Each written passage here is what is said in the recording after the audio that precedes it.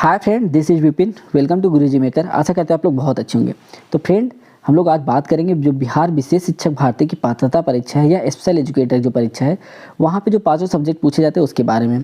तो अगर अभी तक देखा जाए, हम पांचों सब्जेक्ट के यहाँ पे डेली बेसिस पे प्रैक्टिस सेट कर रहे हैं या मॉक टेस्ट कर रहे हैं। आज हम लोग ईबीएस के 30 क्वेश्चन को बहुत ही बेहतर तरीके से एनालिसिस करेंगे। और हमारा क्वेश्चन करने का तरीका सिर्फ क्वेश्चन को टिक करके आगे बढ़ना नहीं होता, बल्कि क्वेश्चन सही हुआ तो क्यों सही हुआ और गलत हुआ तो क्यों गलत हुआ, इस पे हम लोग बात करेंगे। तो अब हम बात करें अपने पहले क्वेश्चन पे। यहाँ पे दिया है कि रैगडॉल और सोमाली किस प्रजाति के हैं या किसकी प्रजाति है। तो यहाँ अब डायरेक्टली फैक्चुअल क्वेश्चन, तो इसमें ज़्यादा डिस्कशन नहीं करना है। ये बिल्ली की एक प्रजाति है जिसको हम रैगडॉल और सोमाली बोलते हैं। अब रैगडॉल की अगर बात करें, आपसे क्वेश्चन पूछे तो रैगडॉल कहाँ की प्रजाति है, तो कैलिफोर्निया की है। और हमारा जो सोमाली है वो कहाँ का है, अफ्रीका का है। तो आई थिंक कितनी चीज़ें क्लियर होगी। अब चलते हैं अगले क्वेश्चन पे। इस क्वेश्चन में दिया है कि इनमें से कौन सा मांसाहारी पौधा है। अब मांसाहारी पौधा मतलब ऐसा पौधा जो मांस खाता हो। मांस खाने मतलब जो कीड़े मकोड़े इन सबको खाता है। तो यहाँ पे अगर हम बात करें तो घटपर्डी आप लोग अच्छे से जानते हो, घटपर्डी पौधा जो होता है मांसाहारी होता है। और यहाँ पे वीनस फ्लाई ट्रैप ये भी एक होता है। और सैंडू, मतलब यहाँ पे देखा जाए तो आपका ऑप्शन कौन सा हो जाएगा, उपरोक्त सभी। यहाँ पे आपके चार के चारों विकल्प सही है, मतलब चौथा विकल्प सही है, तो तीनों ऑप्शन आपके सही हैं। तो चाहे घटपर्डी आ जाए, चाहे वीनस ट्रैप आ जाए या सैंडू आ जाए, तो ये सब क्या है, हमारे मांसाहारी पौधे होते हैं। तो आई थिंक चीज़ें क्लियर हो रहेंगी। अब चलते हैं अगले क्वेश्चन पे।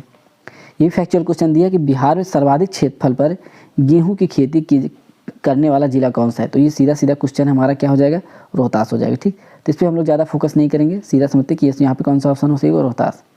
आगे चलते हैं हम।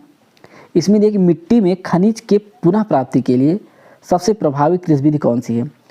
ठीक, जैसे मतलब पुनः प्राप्ति का मतलब क्या होगा, जैसे मान लो आप गेहूँ बोए, फिर चावल बो दिए, फिर और कुछ मतलब लगा दिए, तो उसमें क्या होता है, फसलों का जो खनिज पदार्थ धीरे धीरे कम हो जाते हैं। तो इसको आप किस तरह के बीज से उसको प्रभावी ढंग से फिर से पुनः प्राप्ति कर सकते हैं खनिजों को। तो क्या किया जाता है, जैसे इंसान मतलब गेहूँ बोता है तो फिर बीच में अरहर बो देता है, फिर चावल बोता है। तो अरहर बोने का मतलब क्या है, जो भी उसके मिट्टी में यहाँ पे नाइट्रोजन की कमी हुई है वो उसको अरहर क्या होता है, मेंटेन कर देता है।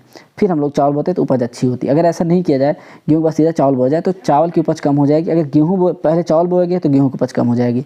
तो फसलों का चक्रीकरण इसे कहते हैं हम। ठीक, तो हमारा कौन सा ऑप्शन यहाँ पे सही हो जाएगा, तीसरा ऑप्शन, फसलों का चक्रीकरण। ठीक, गेहूँ के बाद कोई दाल या दलहन कोई बोझे, चाहे अरहर हो गया, चाहे आप कह सकते हैं मटर हो गया, तो ये सब चीज़ें क्या करती हैं, नाइट्रोजन को एब्जॉर्ब करके ज़मीन के अपने जड़ से ज़मीन में लेके जाती हैं, जिससे जो खनिज पदार्थ हैं जो पुनः की उनकी प्राप्ति हो जाती है। तो हमारे यहाँ पे कौन सा ऑप्शन सही हो जाएगा, फसलों का चक्रीकरण। इस क्वेश्चन की बात करें, यहाँ पे दिया है कि कौन सा पदार्थ दहन के बाद ऊष्मा और प्रकाश देता है। अब दहन के बाद मतलब इसको जलाया जाए तो ऊष्मा और प्रकाश देता है। ज्योति, ये तो खुद ही जलती रहती है, दहन हो नहीं सकता। कौन सा ऑप्शन सही है, ईंधन। कोई भी ईंधन, कोयला हो गया, पेट्रोल हो गया, डीजल, इसको जलाओगे जब तो गर्मी भी देगा और प्रकाश भी देगा। तो यहाँ से पूछा गया था कौन सा ऑप्शन यहाँ पे आपको सही हो जाएगा, ईंधन। अब चलते हैं अगले क्वेश्चन पे। इसमें दिया कि पर्वतारोही अपने साथ ऑक्सीजन लेके जाते हैं क्योंकि। अब अगर ये क्वेश्चन दिया है तो इसमें वो क्या जानना चाह रहा है, आपको यही बताना है। तो अब यहाँ पे दिया है कि 5 किलोमीटर से अधिक ऊंचाई पर हवा नहीं होती। ऐसा नहीं है, हवा होता है, हवा हमें कम मात्रा मिलती है, ऑक्सीजन हमें कम मात्रा मिलती है। तो ये हमारा ऑप्शन गलत हो जाएगा। दूसरा क्या है, एक व्यक्ति के लिए उपलब्ध हवा की मात्रा ज़मीन पर उपलब्ध हवा मात्रा से कम होती है। बिल्कुल सही है, वहाँ पे जो भी हवा मिलती है, ज़मीन पे जितनी हवा मिलना चाहिए, जितनी ऑक्सीजन मिलना चाहिए, वहाँ पे थोड़ा कम होती है। इसीलिए क्या करते हैं वो लोग, ऑक्सीजन का सिलेंडर लेके जाते हैं ताकि उनको पर्याप्त मात्रा में हवा मिलती रहे। ठीक, क्योंकि जैसे जैसे ऊपर जाते हैं तो वहाँ पर ऑक्सीजन की कमी होती है, वायुमंडलीय दाब जो है वो कम होता जाता है, और हमारा जो वहाँ का टेम्परेचर बहुत कम, मतलब -डिग्री में भी चला जाता है। ठीक, बर्फ़ वहाँ जम जाती है, बहुत तेज़ जो है ठंडी हवाएं चलती हैं। पहाड़ पे जब चलते हैं ना, उसमें चलना दुश्वार हो जाता है, मतलब फिसलन हो जाता है वहाँ पे, और हिमस्खलन, भूस्खलन, ये सब चीज़ें वहाँ पे होती रहती हैं। ठीक, तो आई थिंक ये चीज़ समझ रहेंगे। तीसरे ऑप्शन की बात करें, यहाँ पे सोचना नहीं है, ये तो बिल्कुल गलत है, क्योंकि हवा का तापमान ज़मीन की तुलना में ऊंचाई पे अधिक होता है, ऐसा कुछ नहीं है। ठीक, और ये भी गलत है। तो हमारा कौन सा ऑप्शन आपसे होगा, दूसरा। अब चलते हैं अगले क्वेश्चन पे। दालें निम्न में से किसका अच्छा स्रोत होती हैं। तो दाल अगर सबको पता है कि उसमें सबसे ज़्यादा प्रोटीन मिलता है, कार्बोहाइड्रेट हमारे आलू वगैरह से मिलता है, वसा की बात करें तेल घी इन सब चीज़ें हम खाते हैं तो मिलता है, विटामिन की बात करें जो सब्जियां हो गए, फल फ्रूट, इस सबसे क्या मिलता है, हमें विटामिन मिलता है। तो यहाँ पे कौन सा ऑप्शन सही हो जाएगा, दूसरा। क्या दिया था, दालों का सबसे अच्छा स्रोत क्या है, प्रोटीन। यहाँ पे अगर इस क्वेश्चन की बात करें, यहाँ पे दिया उपयोग के लिए वर्षा जल के संग्रह को आप क्या कहते हैं। जो उपयोग के लिए वर्षा जल को हम लोग रोकते हैं उसको क्या बोलते हैं।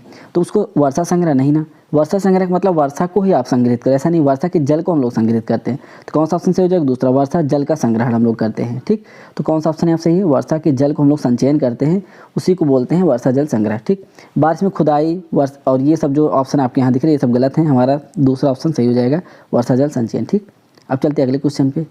इसमें दिया कि निम्नलिखित में से कौन सा कीट ग्रास स्टंट रोगजनक वायरस का वाहक होता है? एक मतलब कीट मतलब कौन सा ऐसा कीटाणु है जो ग्रास स्टंट वायरस है, ये एक रोगजनक वायरस है, ये किसका वाहक होता है या कौन होता है इसमें? तो आप देखे होंगे जब हम गुलाब देखते हैं, कोई फूल देखते हैं, उसके बीचों बीच कुछ ऐसे मतलब गुलाबी चींटियाँ होती है, लाल चींटियाँ होती है, कोई छोटे मोटे टिड्डे वगैरह होते हैं, तो सब क्या आते हैं उसको रस तो चूसते हैं, बाकी उसको फूल को भी ख़राब कर देते हैं। ठीक, तो एक वायरस होता है तो वो किस में पाया जाता है, उसका कौन वाहक हो जाएगा?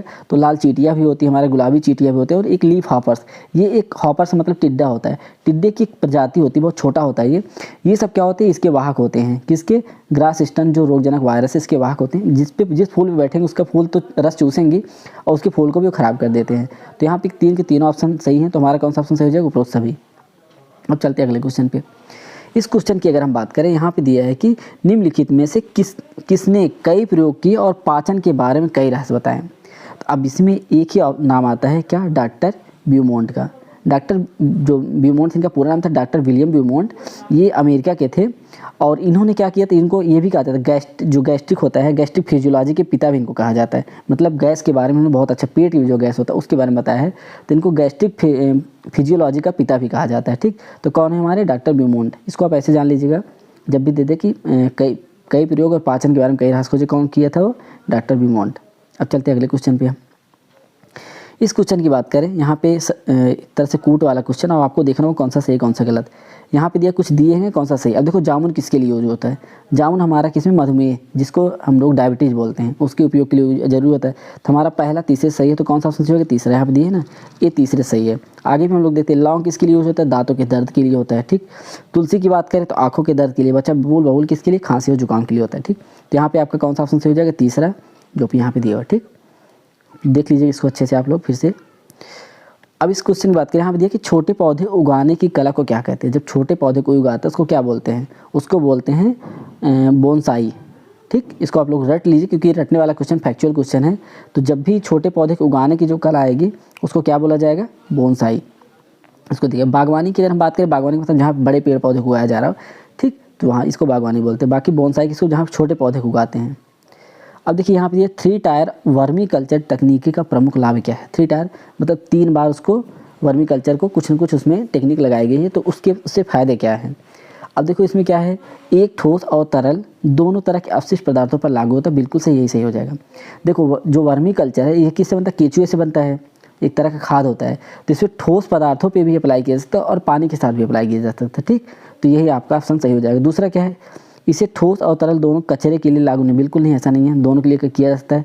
इसके रासायनिक उपचार साल में, बिल्कुल ऐसा नहीं है। चौथा भी गलत है। यहाँ पे हमारा सिर्फ और सिर्फ पहला ऑप्शन सही हो जाएगा। कौन सा? इसे ठोस और तरल दोनों तरह के अवशिष्ट पदार्थों पर लागू किया जा सकता है। किसको? 3 टायर वर्मी कल्चर तकनीक को। ठीक, अब इस क्वेश्चन की बात करें, यहाँ देखिए निम्नलिखित में से कौन सा रोग मक्खियों द्वारा फैलता है? अब मक्खियों द्वारा हैजा फैलता है, एंथ्रेक्स फैलता है, टाइफाइड भी देखो कहते सब गंदे पानी से फैलता है, लेकिन उस साफ पानी में गंदा कौन करता है? मक्खियाँ करती है, तो इसको भी हम ले लेंगे टाइफाइड। तो यहाँ पे कौन सा ऑप्शन आपका सही है? उपरोक्त सभी। अब चलते हैं अगले क्वेश्चन पे। यहाँ दिया कि कार्बन मोनोऑक्साइड विषाक्तता को ठीक किया जा सकता है। मतलब जो कार्बन मोनोऑक्साइड क्या है? एक तरह से विष होता है, इसको गला घोटू भी गैस बोलते हैं। ये अगर किसी व्यक्ति को है तो क्या किया जाना चाहिए? नींबू पानी पीना चाहिए, बिल्कुल, नींबू पानी से थोड़ी ये सब सही होगा। दूसरा क्या? मक्खन खाना चाहिए, नहीं। तीसरा ऑप्शन क्या? प्रभावित व्यक्ति को ताज़ा ऑक्सीजन के संपर्क में, बिल्कुल सही है। जिसको जब थोड़ा सा गला घोटू, जैसे कार्बन मोनोऑक्साइड का मतलब गला घोटू गैस होता ही है, आपसे क्वेश्चन पूछा जाता है गला घोटू कौन सी होती है गैस, तो कार्बन मोनोऑक्साइड होता है। तो इसका जो विषाक्तता है इसको कम करने के लिए क्या किया जाता है? उस इंसान को ताज़े ऑक्सीजन के संपर्क में लाना चाहिए। ठीक, या चाहे तो ऑक्सीजन सिलेंडर उसको दीजिए, या तो किसी अच्छे खासे इन्वायरमेंट में जहाँ पे पॉल्यूशन कम हो, जहाँ इन्वायरमेंट साफ सुथरा हो, वहाँ लाना चाहिए। तो ये आपका ऑप्शन सही हो जाएगा। मल्टीविटामिन टैबलेट्स का सेवन, बिल्कुल नहीं, ऐसा कुछ भी नहीं है। तुम्हारा कौन सा ऑप्शन है आप सही है? प्रभावित व्यक्ति को ताज़ा ऑक्सीजन के संपर्क में लाना चाहिए। अब देखो यहाँ से पेडागॉजी के क्वेश्चन शुरू हुए। अब हम लोग को बहुत अच्छे से समझना होगा कौन सा क्वेश्चन सही कौन सा गलत। ठीक, अब पहले क्वेश्चन की बात करें, यहाँ पे दिया कि हमीदा प्राथमिक विद्यालय में शिक्षिका है। वह कक्षा 5 के छात्रों के बीच जल जल वार्तालाप की अवधारणा विकसित करना चाहती है। इसके लिए कौन सी गतिविधि सबसे उपयुक्त होगी? ठीक, तो पहला क्या है, समूह चर्चा के लिए कुछ विद्यार्थियों का समूह। देखो कुछ की बात आ गई तो गलत हो गया, क्योंकि आप सभी को लोगे ना, जब स्कूल में पढ़ाया सब बच्चों को साथ लेके चलना। दूसरा क्या है, इसके लिए वाद विवाद प्रतियोगिता करना। वाद विवाद से उसके अंदर संचार का जो कौशल है वो डेवलप होगा। और यहाँ पे हमको करना क्या है, जल वार्तालाप करना, जो जल की अवधारणा है उसको समझना है। तीसरा क्या है, इससे संबंधित चित्रकला प्रतियोगिता में भाग लेने के लिए सभी विद्यार्थियों को प्रोत्साहित करना चित्रकला से। ठीक, तो ऐसा कुछ नहीं है, क्योंकि अब यहाँ पे प्रतियोगिता करा दोगे तो बच्चा थोड़ी बहुत सीखेगा, क्योंकि यहाँ कंपटीशन की बात आई तो ये गलत हो गया हमारा। चौथा क्या है, छात्रों को पानी के विभिन्न स्रोतों की यात्रा कराना और उदाहरण देना कि कैसे पानी के बिना जीवन संभव नहीं है। अब अगर इसके बारे में बता दोगे, हर बच्चे को पानी की अच्छी समझ हो जाएगी कि हमारे लिए पानी कितना इंपॉर्टेंट है, और आपका सबसे बेस्ट ऑप्शन ही हो जाएगा। ठीक, अब हम चलते हैं अगले क्वेश्चन पे। इस क्वेश्चन की अगर हम बात करें, यहाँ दिया है कि यदि आप चाहते हैं कि आपके विद्यालय के बच्चे पर्यावरण अध्ययन की कक्षा में रुचि लें, तो उन्हें प्रोत्साहित करने के लिए निम्नलिखित कौन सी विधि का उपयोग करेंगे आप? ठीक, तो क्या है, जब बच्चे को ज़्यादा से ज़्यादा पर्यावरण अध्ययन के बारे में समझाएं। अब देखो बच्चों को ज़्यादा से ज़्यादा समझाओगे तो भागना शुरू कर देगा ना, क्योंकि एक ही चीज़ को बार बार आप ज़्यादा समझाओगे तो बोर हो जाएगा। दूसरा क्या है, कक्षा में बच्चों को विभिन्न कार्यों के लिए निर्देश दिया जाना चाहिए। बिल्कुल नहीं, आप कार्य नहीं दे सकते, जो भी करना आप खुद करिए ताकि बच्चा उससे इन्वॉल्व होकर सीखे। तीसरा क्या है, विभिन्न प्रकार की कहानियों के माध्यम से पर्यावरण अध्ययन को वास्तविक जीवन से जोड़ना चाहिए।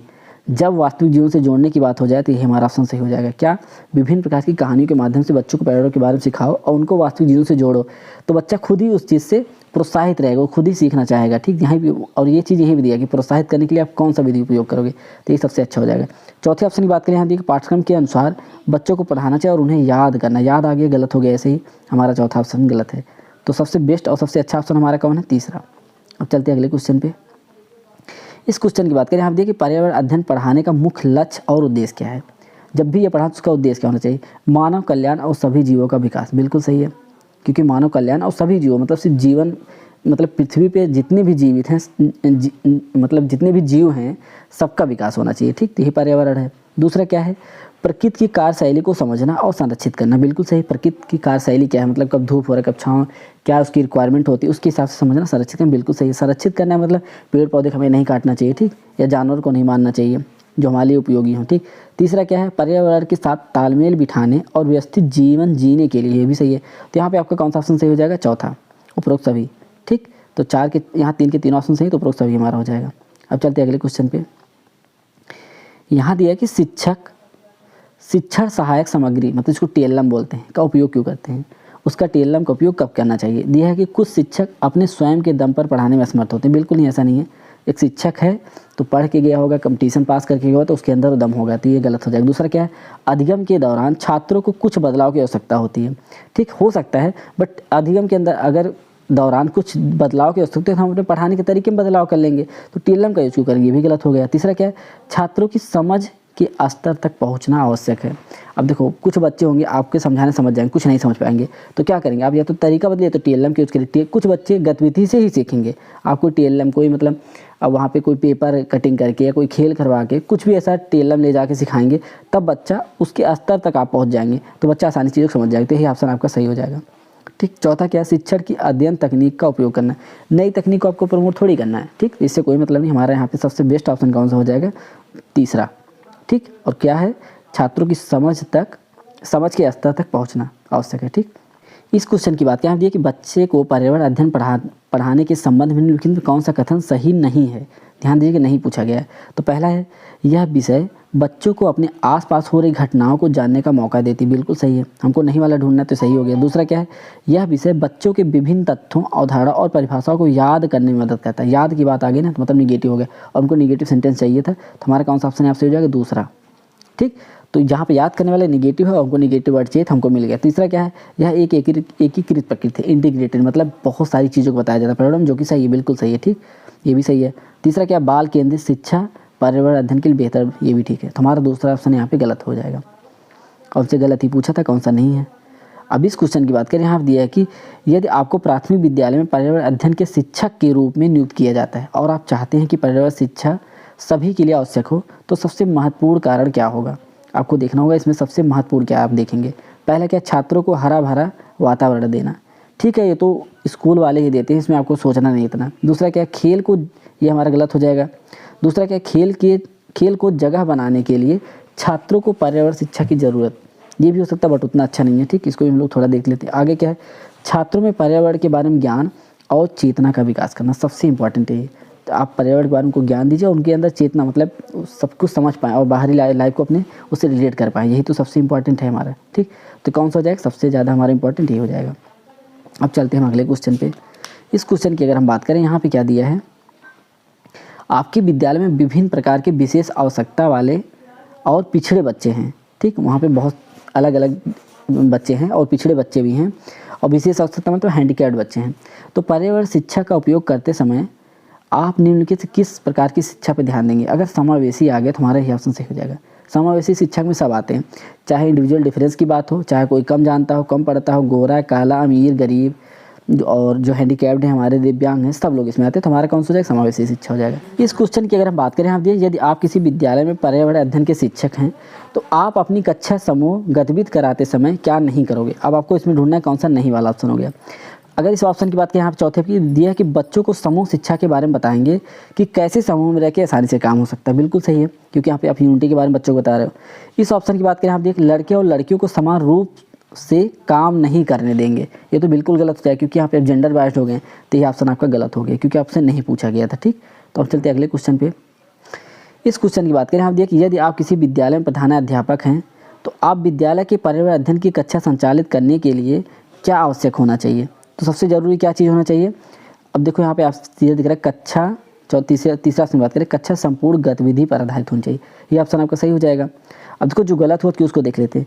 पहला ऑप्शन क्या है, कक्षा पाठ्यक्रम में दी गई गतिविधियों पर आधारित होना चाहिए। देखो, गतिविधियों पर आधारित होना चाहिए, ठीक है, लेकिन आपको बाहरी जीवन से जोड़ना बहुत जरूरी है, ये गलत हो जाएगा। दूसरा क्या है, दूसरा कि कक्षा में बच्चों कठोर नियम बिल्कुल नहीं फॉलो करना, हमारा ये ऑप्शन सही हो जाएगा। अब चलते हैं अपने अगले क्वेश्चन पे। इस क्वेश्चन की बात करें, यहाँ दिया कि पर्यावरण अध्ययन कि निम्नलिखित में से कौन सी पाठ्य पुस्तक विद्यार्थी के लिए ज़्यादा उपयोगी होगी?